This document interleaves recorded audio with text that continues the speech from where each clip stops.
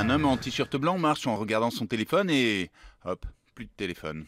À Londres, le vol à scooter est devenu une mode et une plaie. Et ça ne concerne pas que les portables. Des gangs comme celui-ci attaquent des magasins et sautent sur leurs scooters pour disparaître. 1 millier de crimes et délits en 2014, plus de 7600 en 2016. Une augmentation de 628%, à tel point que des unités de la police leur courent après, roulant presque à 100 km/h dans les rues de Londres. D'habitude, les scooters sèment les voitures en slalomant, comme celui-là. Mais cette fois, le scooter est à terre et c'est un motard de la police qui les a poussés. On se demande donc pourquoi la police n'utilise pas, elle aussi, plus de motos au lieu de ces voitures.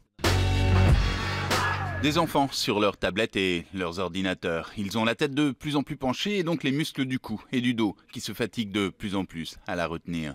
Au Danemark, le nombre d'enfants traités pour des douleurs de cou et de dos a explosé. Ils sont plus de 30 000 à consulter des médecins et des kinés. Ce sont des problèmes qu'on voyait avant sur les personnes âgées, dit la présidente des kinés danois, et c'est très inquiétant pour l'avenir de ces enfants. Des enfants qu'on n'arrive pas à tirer de leur tablette. Tu nous aides à préparer le dîner, demande la mère, devant les caméras.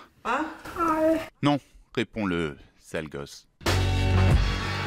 Pendant la campagne américaine, des milliers d'histoires fausses ont envahi Internet. La plupart de ces fausses news étaient pro-Trump, anti-Hillary. Beaucoup viennent d'ici, un petit village de Macédoine dans les Balkans, où ce jeune homme, par exemple, a écrit des centaines d'histoires.